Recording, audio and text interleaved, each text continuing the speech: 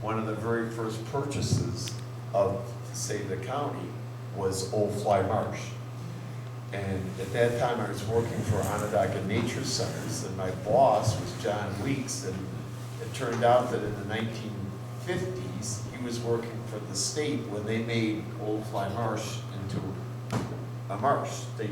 They actually took an old beaver dam out and they put in an earthen dam and with a flood level control box. And they built, but he was the one that built it. And then here, 20 years later, I'm working for him and he'd tell me stories. And then, so I started getting involved with the Old Fly in 1975. And at that time, it didn't look like it looks now, but there's been changes going along. But what I'd like to do today is talk a little bit about wetlands and why wetlands are important and how you have one there. And we'll go through those kind of quickly with the slides. And then we can look at some old slides of Old Fly, and then we can look at what's happening today. And just curious, how many people have been to the Old Fly? About half of you. And you've seen the overflow, the way the dam works. There's the flood level control device. Water flows over some boards and it goes down under into a pipe and it goes down. And what has been happening is we had the boards so we could regulate the water level. We could either raise it or lower it. And we would like to lower it at times to encourage vegetation. The ducks need the vegetation, the animals. And then once the vegetation got started, then we would raise the water level. We could adjust it. But then the beavers started getting involved and they would kind of make it get higher and higher and higher. So the state, without our asking, put in a long pipe. And the pipe extended maybe 20 feet out into the marsh. So instead of the water, the beavers would hear the sound of the water going over the dam. They try to clog it up there, but the water was actually coming into the pipe out 20 feet. Well, that worked for about 15 years, and after 15 years, what had happened is there was so much siltation that the pipe ended up being underground, and so then the water, in the spring, the water got actually 6 feet above the level of the box. So it's the concrete box where you could always walk down, and you'll see it.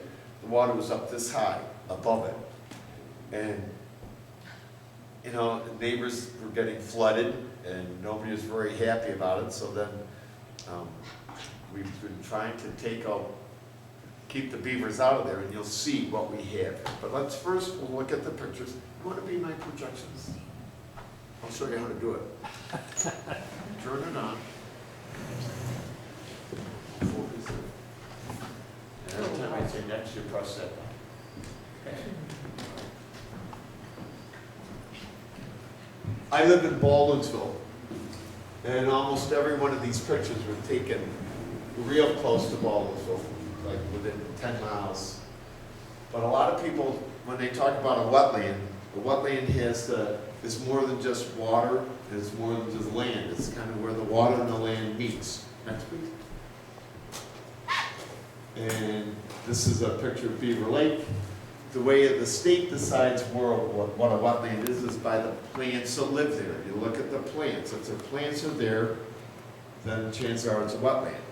The plants need sunlight to grow. If the water gets too deep, then they don't get the sunlight, then you won't have the plants. But they classify the wetlands as to the plants. So this is a wetland. This is a lake out there. That's too deep. All the wooded areas around, that's also a wetland, because there are a lot of trees will grow in the water. Next, please. They can be big. Next, please. They can be small. This is a little beaver dam.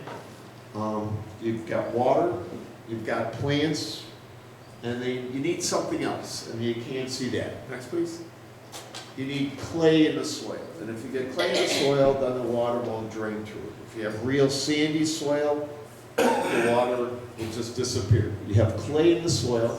This is clay that's dried out, and it shrinks, cracks. When it gets wet, it swells, and it holds the water. So a lot of times you can tell where a wetland is just by looking at the soil. Next, please. Around here, we have three kinds of wetlands. One kind is the place where trees grow. That's called a swamp. This is Cicero Swamp. Next, please. Swamp. Next, please. This is emergent vegetation, and the emergent vegetation cattails. This is a marsh. This is not a swamp. This is a marsh. Next, please. This is the second kind. Water lilies, marsh. Next, please. Next, please.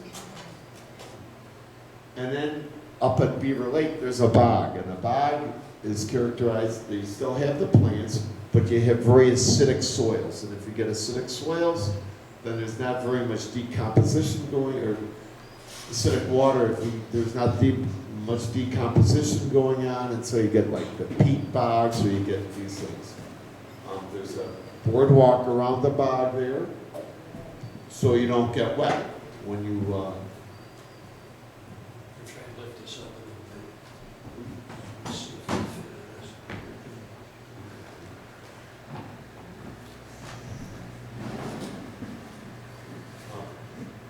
I think we got it.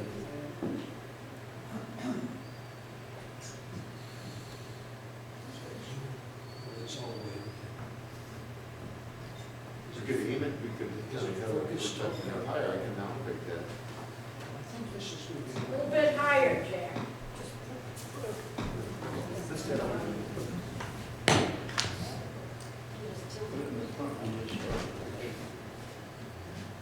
Well, that's right. That's right. And barrel your projector.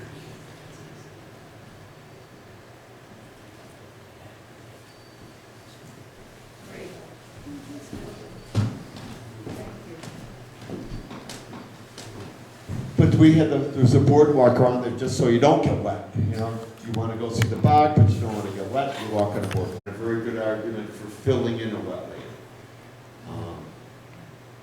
Nationwide, there used to be 200 million acres of wetlands in the United States. Now there's less than 100 million, and about 500,000 acres are filled every year. So that's why, the big picture is why we need to start protecting wetlands, just because of wetland loss. You get wetland loss, then you lose a lot of wildlife. But some people, well, frog habitat is also mosquito habitat, and nobody wants to get sick. I don't think the solution is to fill in the wetland. Next, please. Another reason why wetlands are important is because of flood control. And I laugh when I took this picture as an example of a flood. And this is wetlands don't flood. This is where water goes. Next, please. And I went to another wetland and took this picture because I thought it was taking a picture of a flood. But a wetland collects water, and this is where the water should be. Next, please. This is where the water shouldn't be. And so, maybe, and then the next question is, well, is the water in the wrong place or is the road in the wrong place? You know, this road was built right through a wetland, and so it floods, and people blame the water when really what they should be doing is not building a road there. Next, please. Here's Onondaga Lake Park. When the water gets high, it floods a ball field, but this ball field, I have some old maps of Onondaga Lake. And around the lake, there used to be wetlands. All wetlands, every drop of water that went into Onondaga Lake, back here, went through a wetland.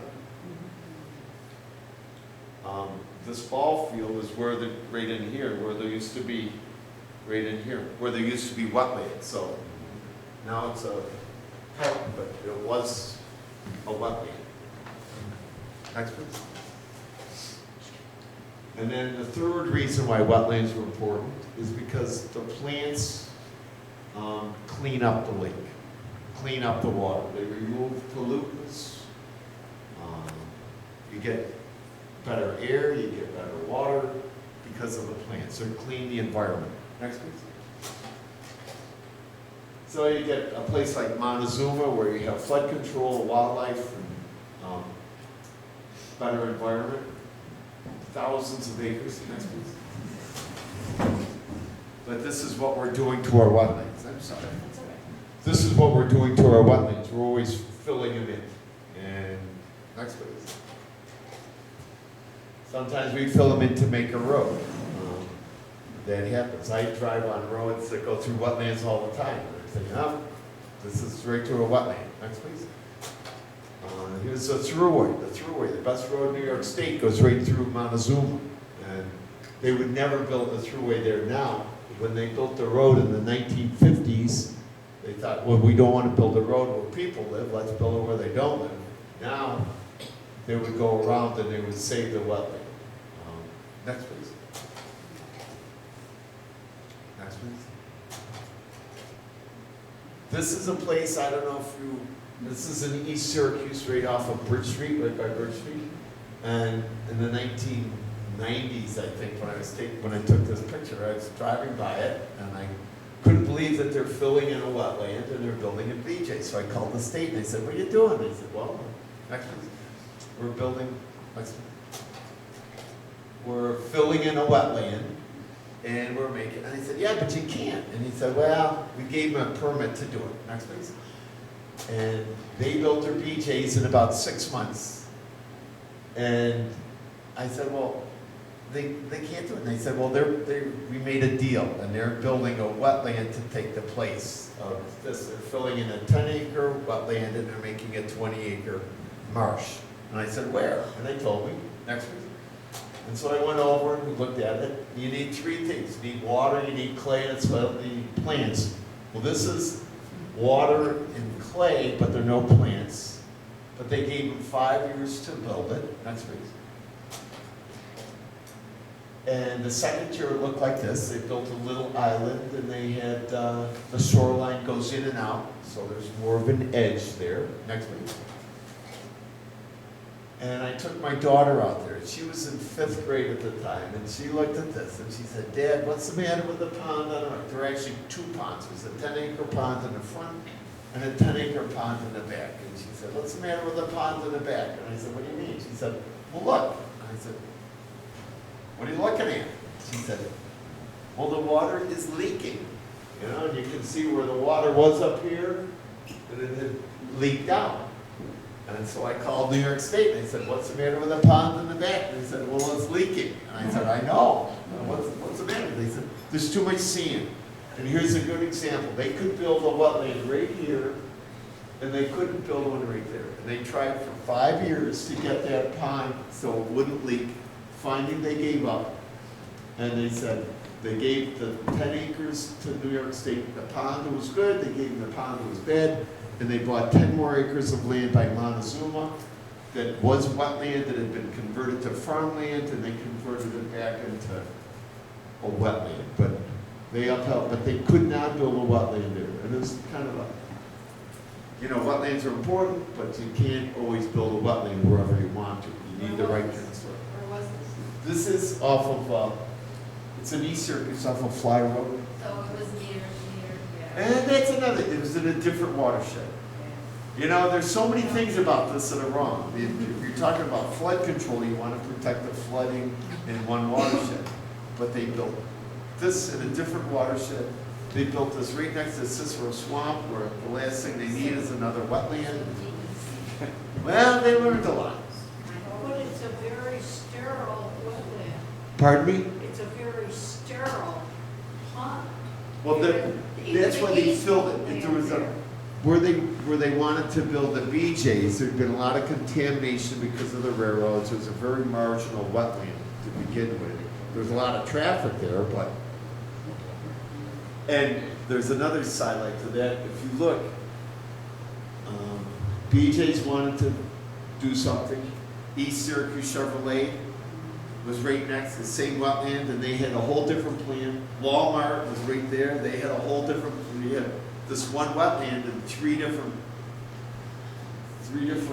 ways to mitigate the wetland loss. But I think the state is learning now, but the thing is, we need wetlands, and they get chipped away and chipped away and chipped away. Next, please. This is Great Northern Mall. They didn't fill in a wetland to do this, but because they built them all, they were gonna have a bad flooding problem. So here, they built a wetland to stop flooding. Of course, the water that comes off the parking lot, next please, looks like this, and it doesn't look very good, but once the water gets into a wetland, then the plants start to work on it and they start to clean it. So this is a slideshow I taught, that I take to schools, but I've got some extra pictures, next please, next please. And these are some pictures of the old fly. Now this picture was taken in the 1970s. And this is where the overflow is. This is where the parking lot is. We have a boardwalk that goes up there, and then we own a lot of this land up here. But this is all the overlook. If you've been there, the overlook is here. But this is where we're having the problem with the beavers, right down here. Next, please. There's a picture of the old fly. Next, please. You can see how this used to be a meadow, and trees would grow in there. Then when the state went in there and actually raised the water level, all the trees died. Very few of those trees are still standing. In the last 30 years, a lot of those dead trees have fallen down. Next, please. But this is a view of the marsh from different places. Next, please. School group. That's down by where the overflow is. Next, please. There's an overlook. Next, please. Next, please. And I like this picture because this is where you first go in there. And if you look there, this is a field. This is a field. This picture was taken a long time ago, but this is a field. Right now, if you go in there, the trees are 10 inches in diameter. You know, you would never recognize the same place, but the habitat has changed just because of when we got it, we didn't do anything. We should have gone in there. If we wanted to maintain diversity, we should have kind of mowed there, or mowed half of it every other year, or done something. By just leaving it alone, the habitat changed from being a field. We had field here, we had forest over here, now we just have forest. And we've lost some species of animals because of that. Next, please. There's another place where it's much more open before. But where the parking lot is now, used to be goldenrod. Now we have maple trees that are 6 inches, 10 inches in diameter. Next, please. That's when we used to be Save the County. We're now Central New York Land Trust. So this is a real dated picture. Okay, now I think I need your help. Okay. I'm kind of a relic of the past. I know how to take slides. I'm not too good with computers. And I thought I could just take more pictures. Now you can't take slides anymore, so I thought I could just take pictures and have slides made. But you can't have slides made anymore. I went to Walgreens, they don't do it. I went to Industrial Color Labs, they won't make slides. So Chuck is helping me out here. I took some pictures. We can turn that off. Just slide that button back on the shot. And these pictures were taken this summer. And we don't have any pictures of when the water was really, really high. But we do have pictures from right there. And one, I had a friend that works for, that was taken in December. So we're gonna go back before that. We're gonna start in July. But he works for Aero Fence, and I told him about that. And I have a storage unit from him, so I do Aerospace is a storage facility, and they also own Aero Fence. And I said, you know, can you make a fence to keep beavers out? He said, sure, we can make a fence. And I said, well, so I took him down there and he looked at it and he said, whoa, this is going to be a challenge. So anyway, he went and he built this, and then I took it down on the top of my truck, and I took it down there, and the Browns, I don't know if you know the Browns, Cynthia and David Brown, but they have helped a lot down here.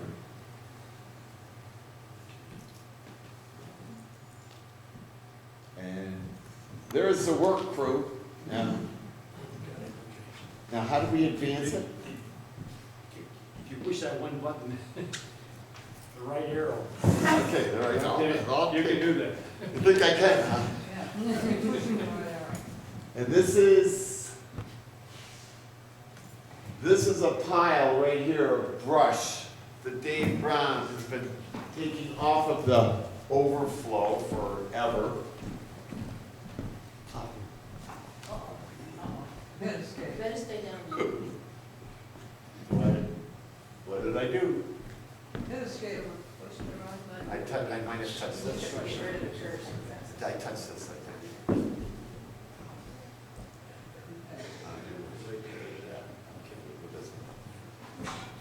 But you can see how this fence was in 4 pieces, and we just carried the panels in one at a time.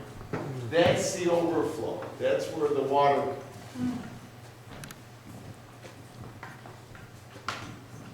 The water should come over here and just drain it. It should not go over the cement on the sides. If it goes over the cement, it would erode the cement. But this box is about 4 feet by 4 feet. This pipe is about probably 16 inches in diameter. And this is what extended out maybe 20 feet into the marsh. And that was all silted in. We had no water flowing through this pipe. And from here up, it was like the water was 6 feet above that. And that's what the beavers had done. And we opened up that box, water would drain in, and then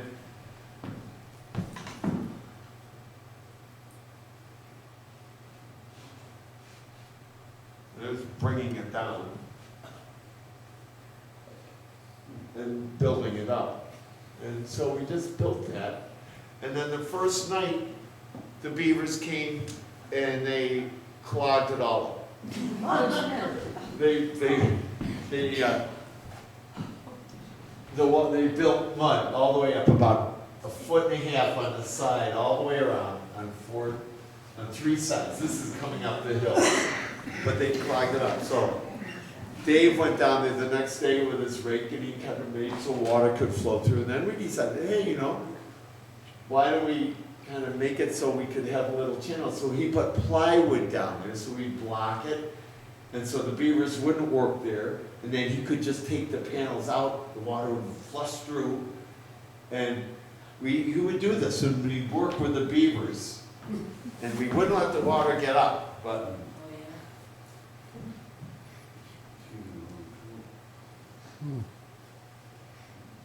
There's the other work crew. Now we have some other, can we jump ahead 6 months and get the newer pictures? Go back to the menu. What? Go back to the I don't know. content. Chuck knows what to do. This is, no, we have to, I don't know where they are, different folder? they're different folder, they're more recent folder.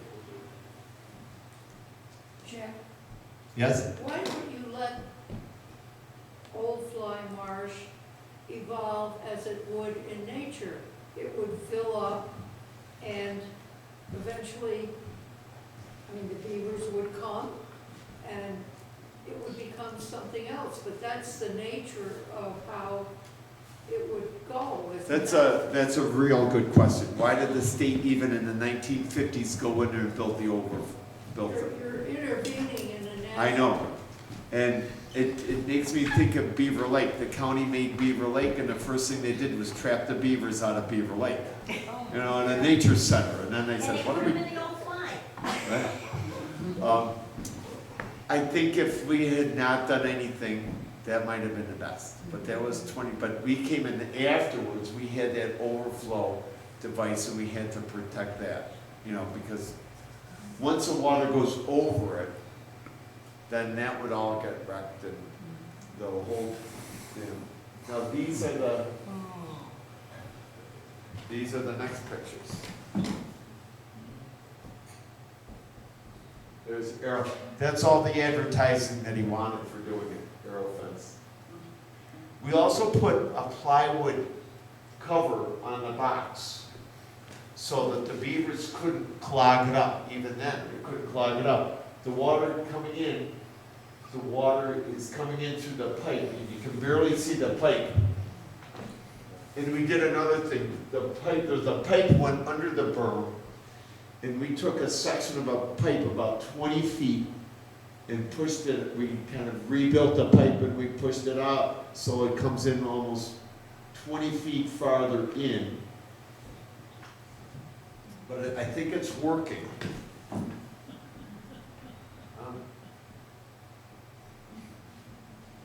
I think I need the more recent ones, the ones that we had, you know, where all the, There you go, there's your pipe. oh, there's a pipe that we moved.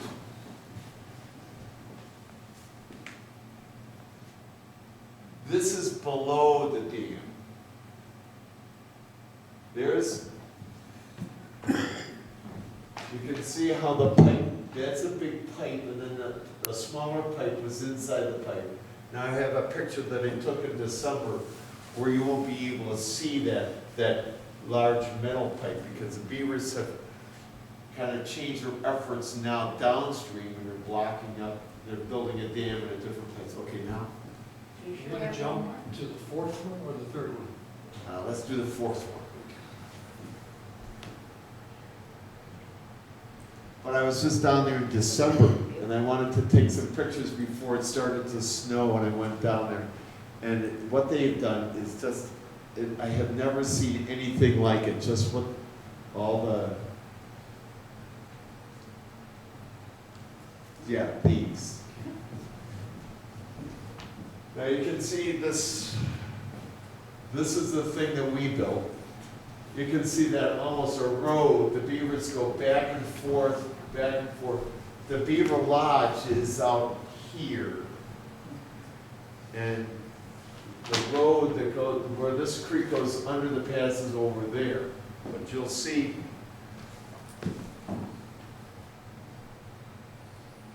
this is where the pipe is all flooded. This is down below the dam. But you can see the size of the trees that they're, oops. Now that's going under the road. Right. And right now that's almost right to the top. I don't know what's gonna happen, but the county is maintaining this. But almost every tree down there, all the apple trees, the maple trees, the ash trees,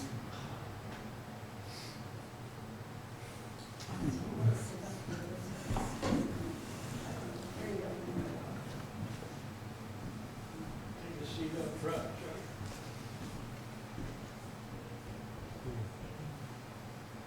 there's our new sign.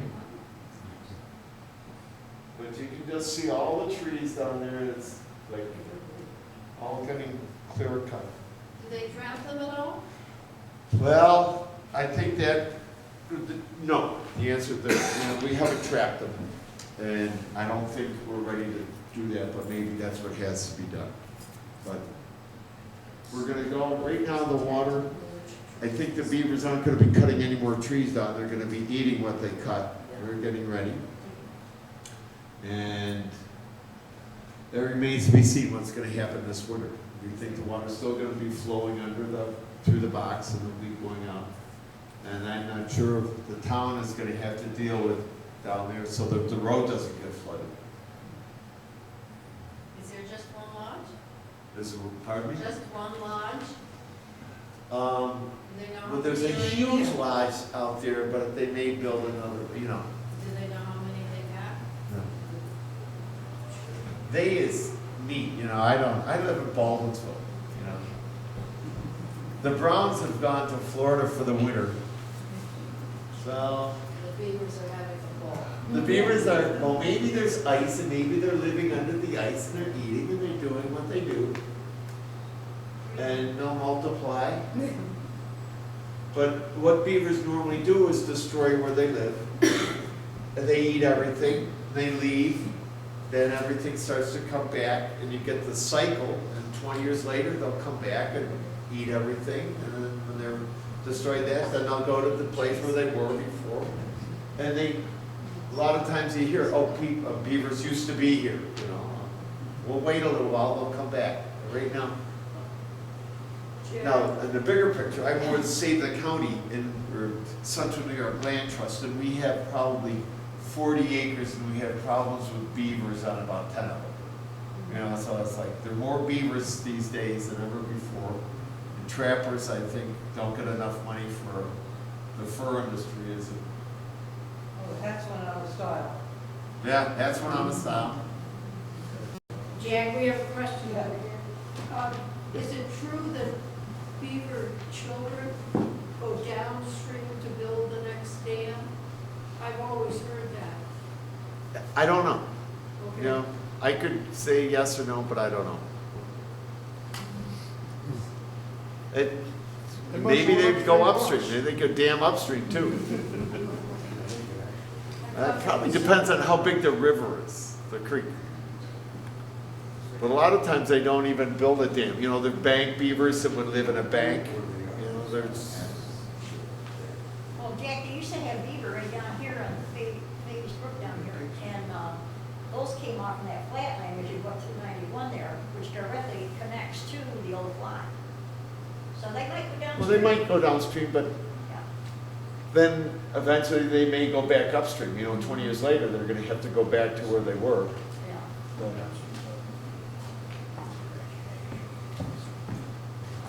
so, that's kind of my presentation. I'll answer more questions. Yeah. How many different kinds of trees do they like to cut? They don't like evergreens.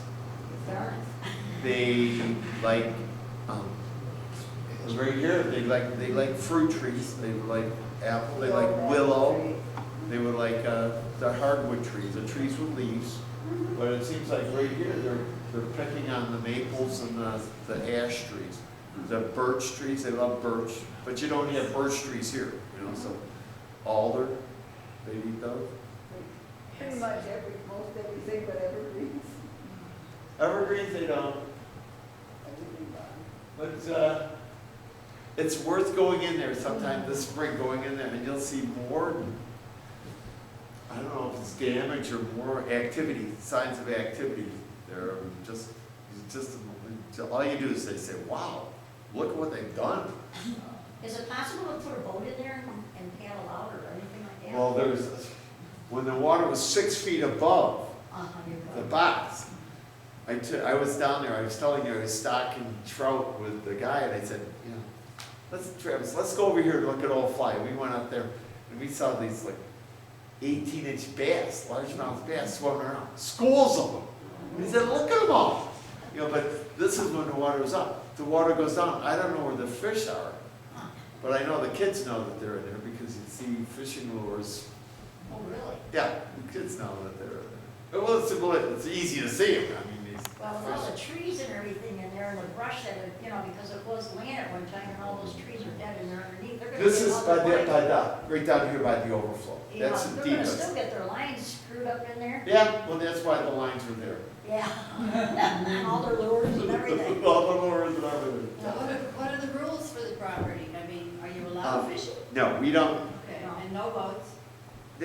no, they can take boats in, Oh, really? but nobody does. Oh. I've never seen a boat there. You'd have to take a rowboat, you wouldn't wanna take a Or a canoe, rowboat. you can take a canoe. I think I'm gonna go on it for my kayak. Yeah. You can- But there, when the water is up, you can go around there.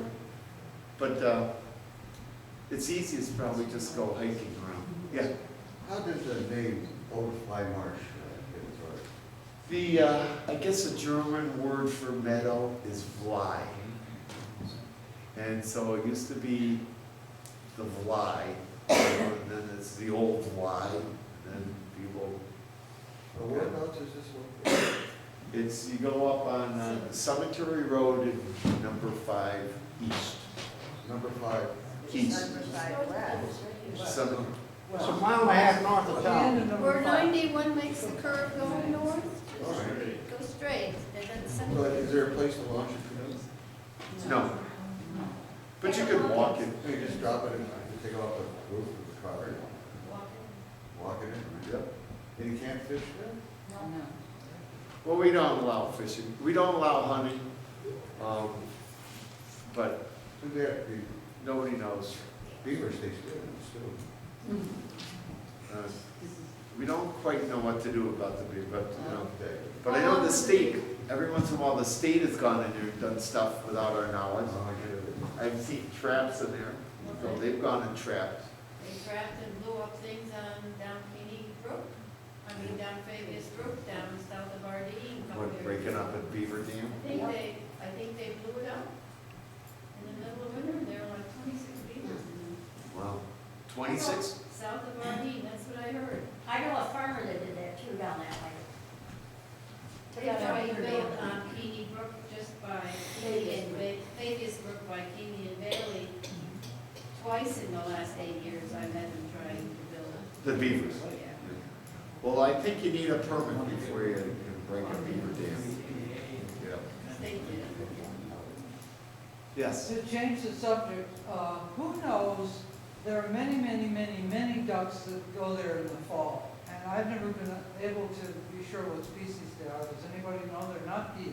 There's wood ducks. Well, They're wood ducks? there are a lot of different, yeah. Yeah. but- This is a favorite stopping place for them. Yeah, a lot of them with white bellies and dark above. Yeah, some of the mallards there, when I see them, They don't look like male mallards. and females, are the pretty ones. They're- There's geese. Every time I go down there, I see more stuff, but they're migratory. They're Yeah. going through No, it's a a nice stopping place. Yeah. But it's hard to see them because you can't see them from your overlook anymore because the trees in front of them.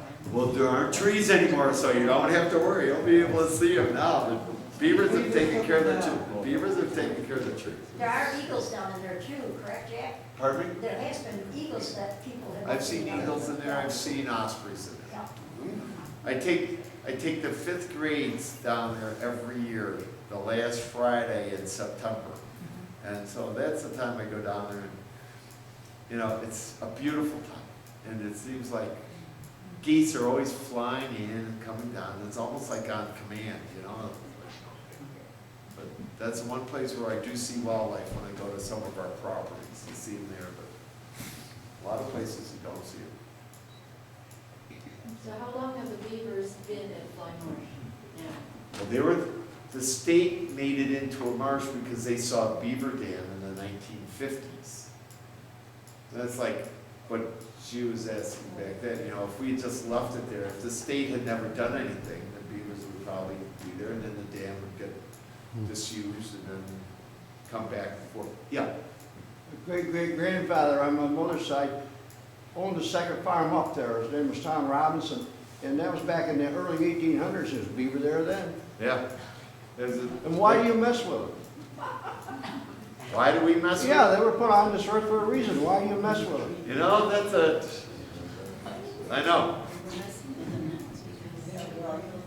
They know more about building dams than the Army engineers ever thought of. I know they do. I know, and they're great for making wetlands. You know, that's, before dredging and channelization, trying to get rid of the water, the beavers would have all these dams and keep the water uphill, and there wasn't flooding downstream. Now we get rid of all the water, you have flooding down there. Downstream, yeah. I know, there's a lot of wisdom in what they did. Jack, the good Lord put you on the earth and we've been messing with you ever since. That's just you fair ladies. That's a different program. Let me follow up on Dick's question. We can see how the beavers cut the trees down. They have wonderful teeth and sharp and much better than ours. But how do they pull these logs around and stack them so high? How do they accomplish that? I think if they're too big, they don't. But That's it right. seems like they cut them up into 6-foot lengths. And I think they can pull those. The branches they can pull. But I think they pull, and then once they do, they get them in the water, then they can float them. But what they're after is not the wood, they're after the bark. And you can see some of those. Can we go back? You see some back there on that tree. Yeah. Well, like, they're after, see right in here, you cut up, they're like 6-foot lengths. But they're after the bark, the big one, they cut it up into smaller pieces. But it's just amazing, when I go down there and I think, wow. And I don't know if you can see, but like, there's a stump, there's a stump, there's a stump, there's a stump, all these things, they all used to be trees. It doesn't look the same when you go down there. You see how small our little overlook, or our little cage is compared to how big the trees are.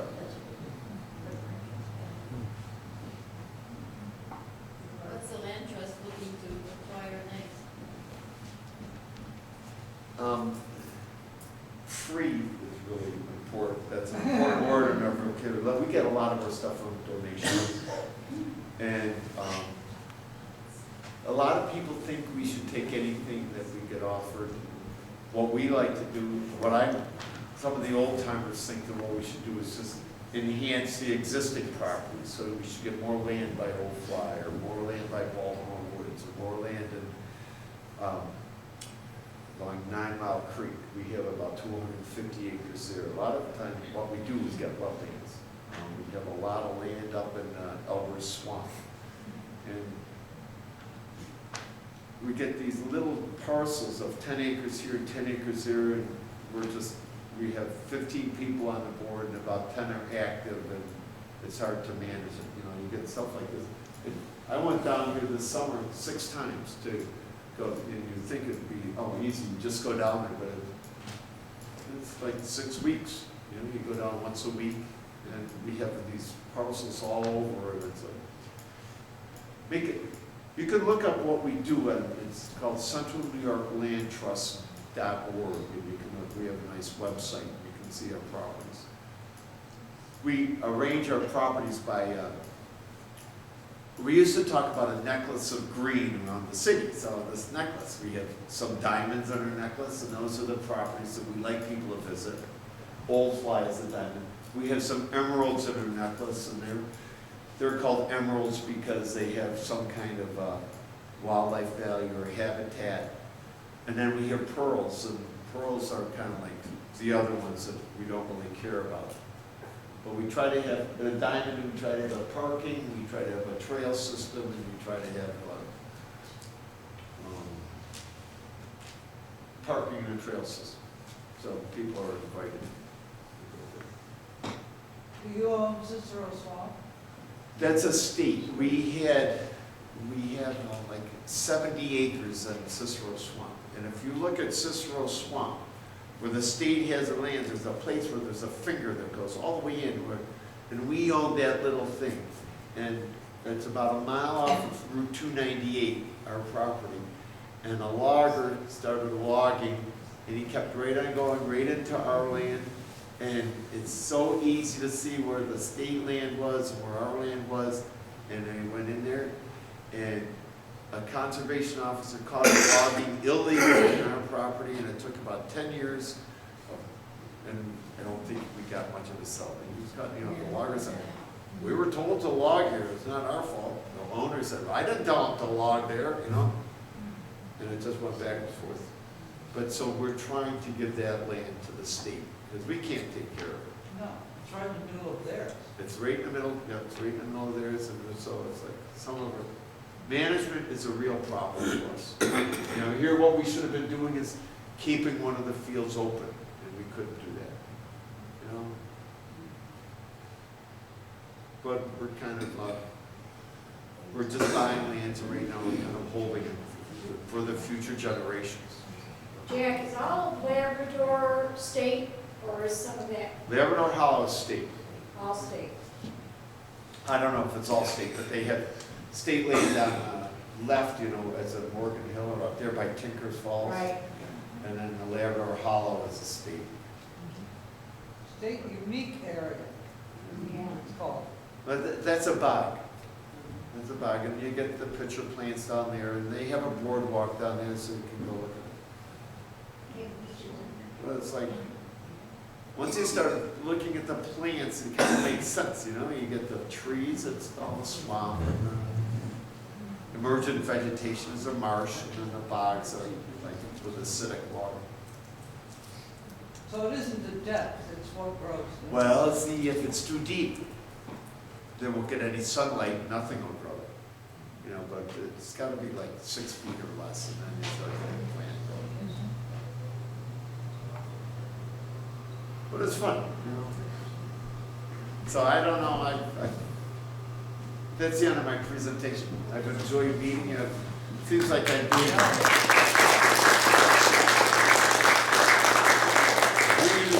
been a lot of teachers' rooms around here. I was at the Okay, we got Kuchar's some house great 30 years ago. refreshments over here. You'll have time to talk with Jack some more. Maybe you got some more questions, he'll be here. I really appreciate you. Okay, good.